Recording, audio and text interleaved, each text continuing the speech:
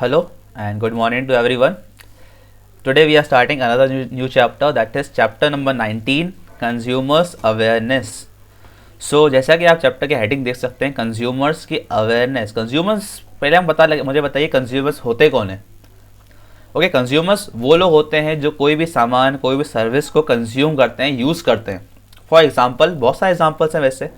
जैसे मान लीजिए कोई ब्रेड बनाने वाली कंपनी ब्रेड बना रही है और कोई इंसान इसको ब्रेड को खा रहा है, ख़त्म कर रहा है. सो वो इंसान क्या हो जाएगा? कंज्यूमर.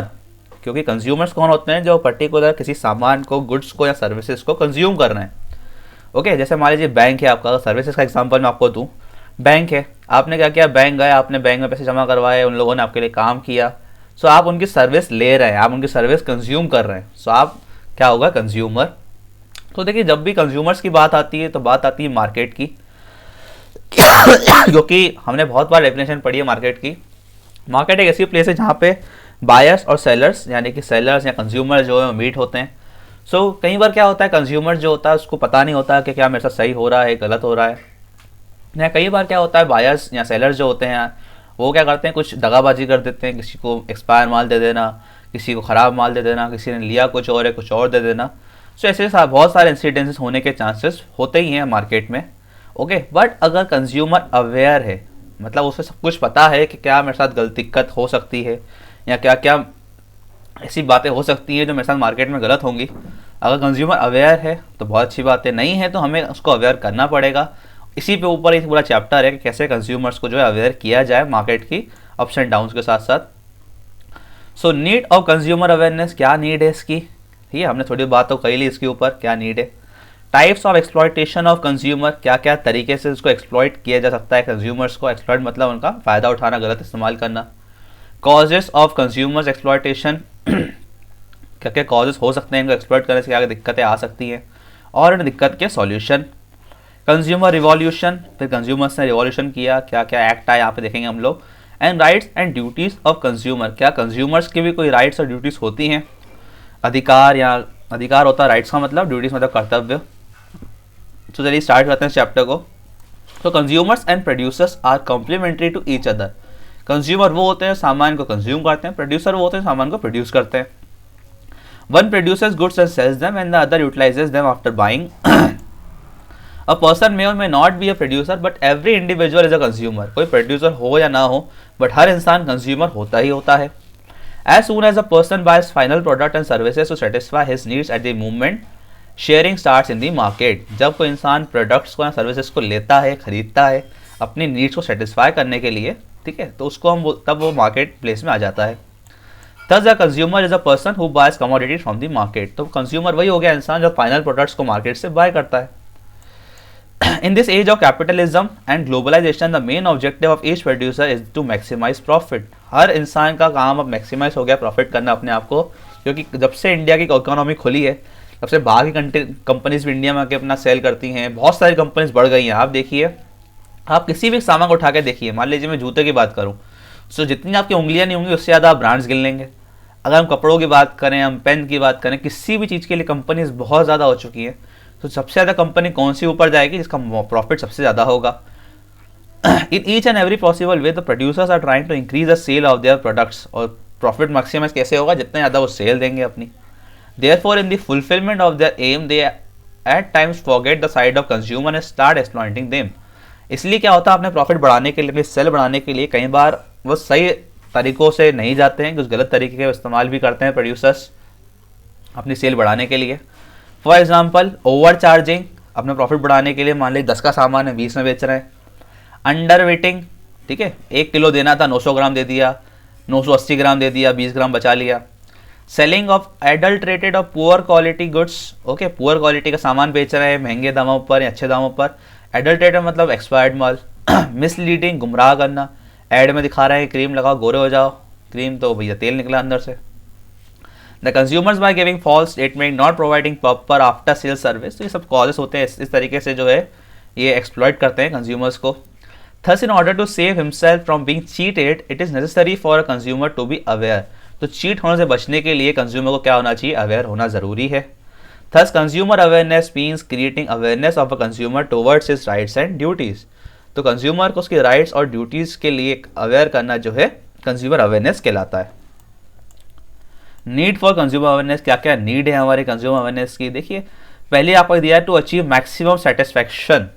अगर आपने मान लीजिए बहुत ही बढ़िया कंपनी का कोई लिया आपने अप्लाइंसेस, मान लीजिए मोबाइल फ़ोन लिया, 2 दिन बाद ही ख़राब हो गया, आपने कहा भैया तो, और कंपनी ऐसी है आपको वो भी नहीं दे रही, गारंटी वारंटी नहीं दे रही, चलिए ओके, कोई सर्विस नहीं दे रही, तो आपको क्या सेटिस्फेक्शन होगा उसको लेने से? बिल्कुल भी नहीं। ओके, इसीलिए क्या है, अगर इंसान अवेयर होगा, उसको पता होगा कि भैया मुझे पता है कि भैया 1 साल की वारंटी होती है, 2 दिन में ख़राब हो गया, मैं चाहूँ तो उसको सही करवा सकता हूँ फ्री में भी, ठीक है। अगर सही हो जाएगा तो फिर सेटिस्फेक्शन हो जाएगा उसको, ठीक है। इसको बोलते हैं टू अचीव मैक्सिमम सेटिस्फेक्शन। अगर वो अवेयर नहीं होता इस चीज़ का तो सेटिस्फाई नहीं होता, तो अगर वो अवेयर है कि भैया मुझे ये मिलेगी सर्विस तो वो सेटिस्फाई हो जाएगा उस चीज़ से। Protection against exploitation of producers and sellers exploit the consumers in many ways. तो बहुत तरीके हमने अभी देखे, under weighting, taking more price in the market price, selling duplicate goods. ये तो बहुत ही बड़ा आजकल इशू हो चुका है, हर चीज़ का डुप्लीकेट है, दूध दही के भी डुप्लीकेट, खासकर चाइना इसमें, भैया चाइना को नमन करें इंसान, ठीक है। हर चीज़ नकली बनाने सबसे पहली कंपनी चाइना की होती है, चाहे नकली चावल, नकली अंडे, नकली दूध, नकली, अब तो शहद भी बना दिया उन्होंने। Big companies through their advertisement also mislead the consumers, जैसे हमने बात करी, एडवर्टाइजमेंट से तो सबसे ज़्यादा इंसान को पागल बनाया जाता है, कुछ भी दिखा देते हैं और कुछ भी इंसान लेता जाता है उसके चक्कर में।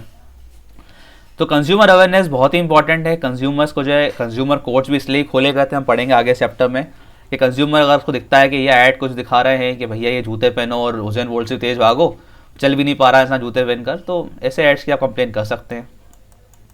Control over consumption of harmful goods, ठीक है। ऐसा जो कुछ हार्मफुल गुड्स होते हैं जैसे कि सिगरेट, टोबैको, लीकर, इनके एड्स जो है बंद कर दिए गए, पाबंदी है इनके एड्स पर, आपको पता ही होगा।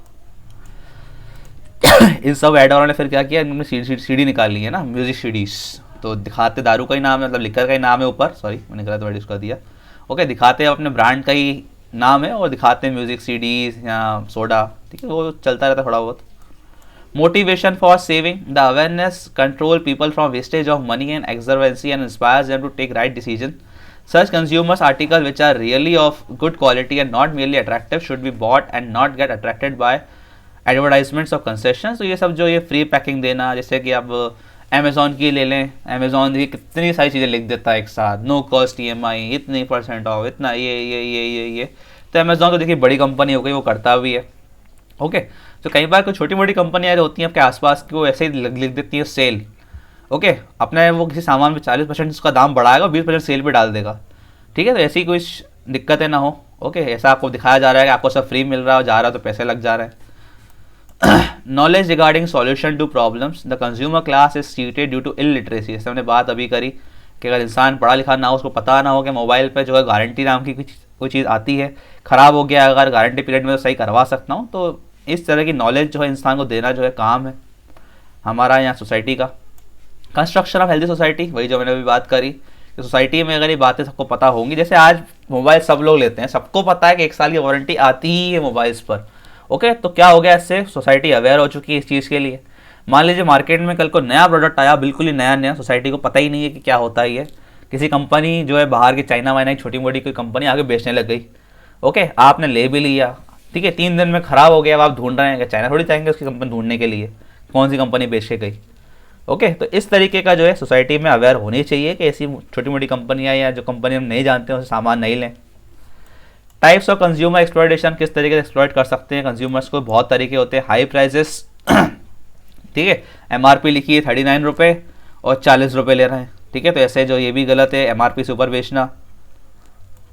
इन्फीरियर क्वालिटी, जो क्वालिटी आपने प्रोवाइड करवानी चाहिए खाने पीने के, खासकर जो फूड के जो कंज्यूमेबल गुड्स होते हैं आपके खाने पीने के सामान, उन पे आप इन्फीरियर क्वालिटी नहीं दे सकते, ओके। आपको अगर पता ना हो तो जिसके पास एजेंसीज होती हैं बड़ी बड़ी कंपनीज़ की, जैसे मान लीजिए एग्जांपल मैं आपको बताऊं, मेरे एक रिलेटिव के पास कंपनी है नेस्ले की, ओके। सो वो क्या करते हैं, नेस्ले का अगर कोई भी सामान ख़राब होता है तो नेस्ले बोलती है कि उस सामान को जला दो, ओके, क्योंकि क्या होता है अगर उस पर केस होने के बहुत चांसेस हैं, अगर किसी को गलती से भी वो सामान बिक गया, ओके, तो अगर वो कंज्यूमर अवेयर निकला, ठीक है, तो वो क्या करेगा, कंप्लेन कर देगा कोर्ट में, कंज्यूमर कोर्ट में कि भैया देखो ये जो ये कंज्यूमर है मुझे एक्सपायर सामान बेच रहा है, तो उससे क्या होगा, कंपनी को फिर दिक्कत होगी, कंपनी को हर्जाना बनना पड़ेगा। तो इसलिए क्या करती है बड़ी बड़ी कंपनीज आजकल, जो सामान एक्सपायर होता है जला देती हैं उससे, ओके। इससे क्या होगा, ये जो इन्फीरियर क्वालिटी या जो ये कंज्यूमर एक्सप्लॉयटेशन वाला काम आएगा ही नहीं।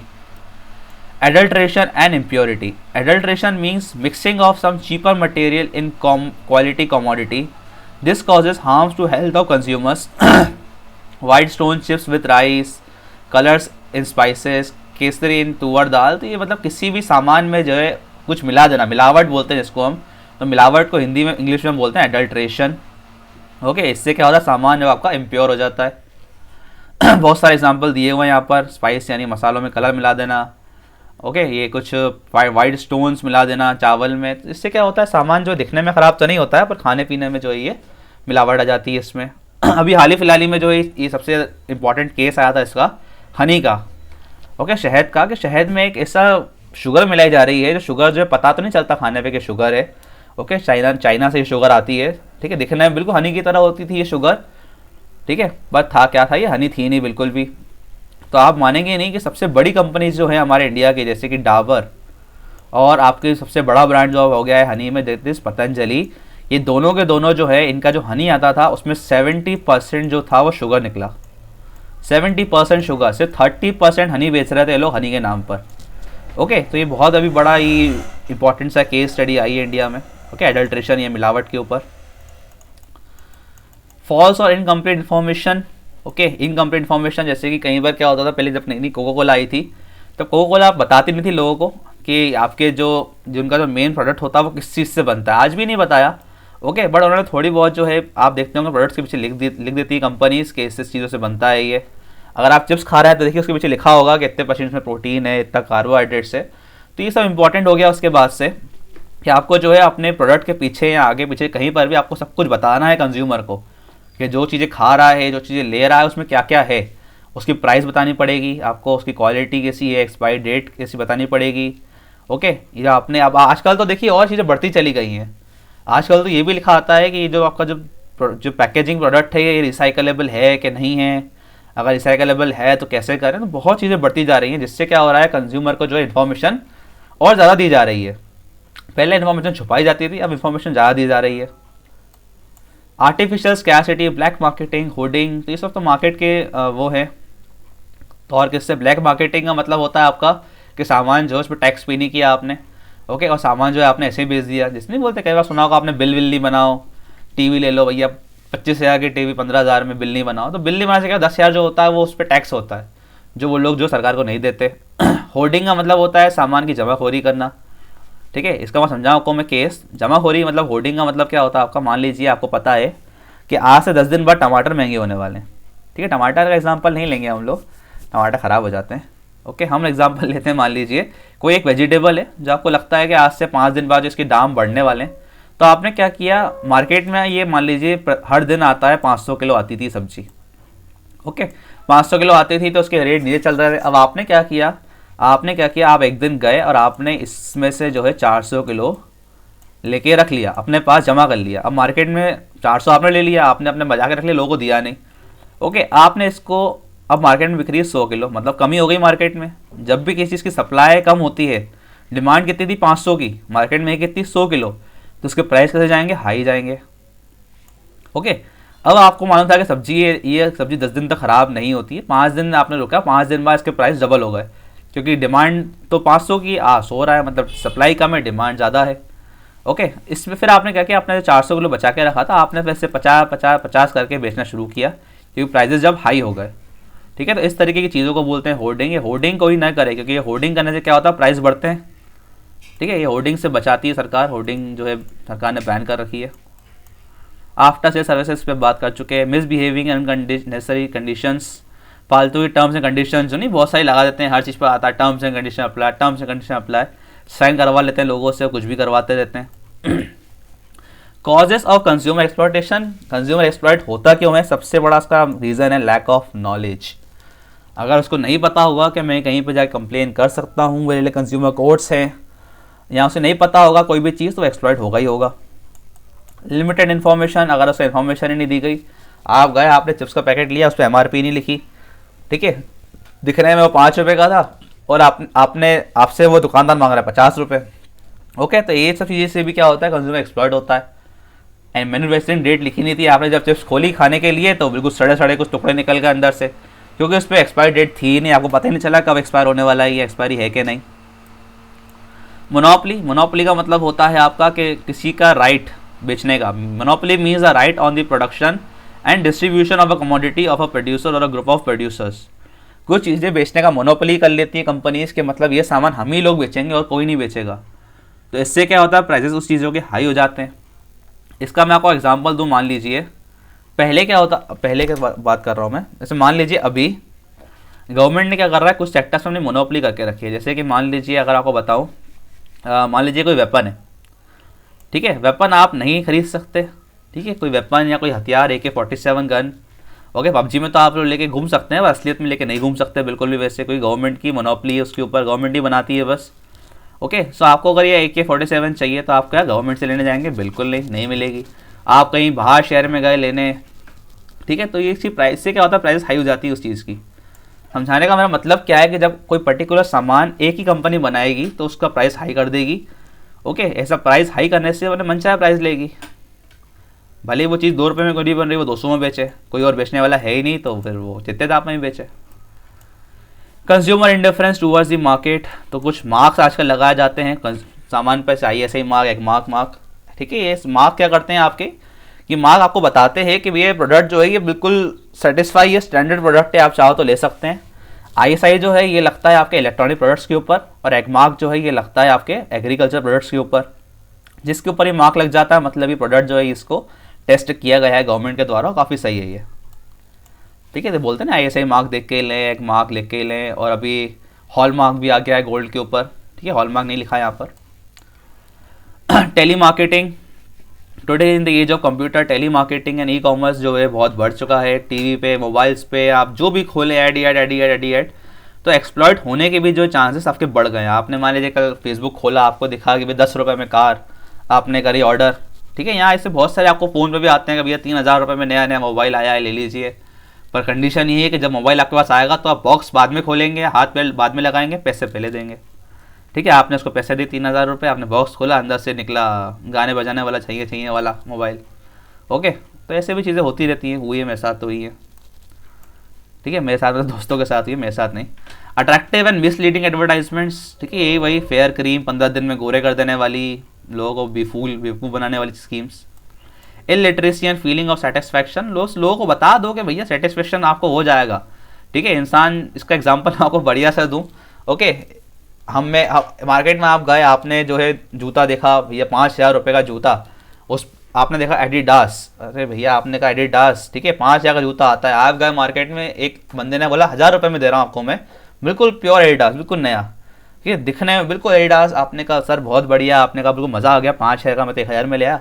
आप गए दोस्त के पास, आपने कहा देख बेटा 1000 रुपये में एडिडास, उसने पढ़ा, उसने आपको दिखाया, देख बेटा ध्यान से, एडिडास नहीं, इस पर लिखा है एडिबास, ठीक है, डी का बी कर दिया, उल्टा कर दिया उसको, ओके। सो ऐसी बहुत सी चीज़ें होती हैं मार्केट में। देखिए यहाँ लिखा भी हुआ है गोदरेज, गोदरेज की स्पेलिंग होती है REJ, उन्होंने RAJ कर दिया, इंसान ने ध्यान नहीं दिया और नकली उठा के लिया, सस्ते में खुश हो रहा है। Solutions of consumer exploitation, solution क्या हो सकते हैं इसके?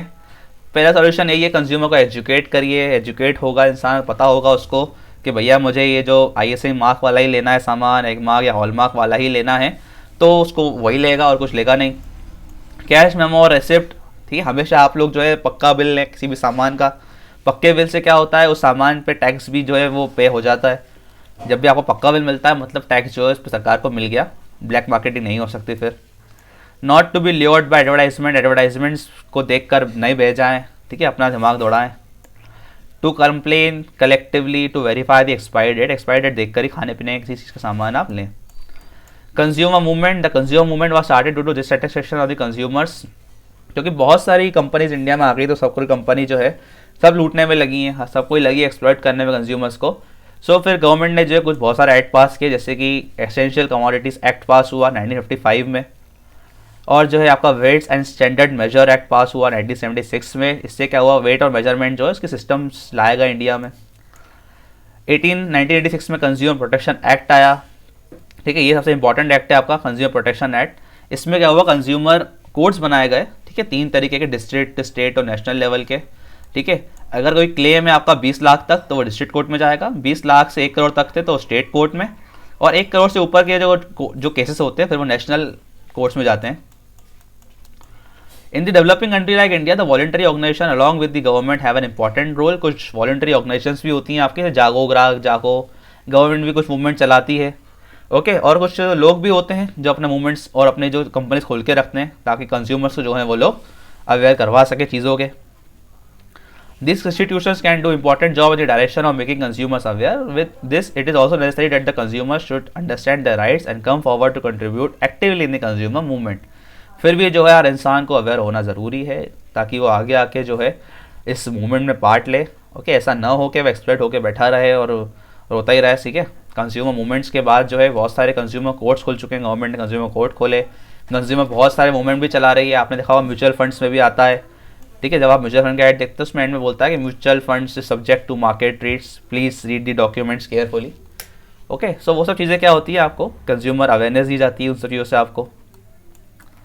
ओके सो आप ये रीड कर सकते हैं जो यहाँ पे दिया हुआ है। कॉपरा जो है एक्ट का नाम है द कंज्यूमर प्रोटेक्शन एक्ट 1986, उसको कॉपरा भी बोलते हैं, COPRA।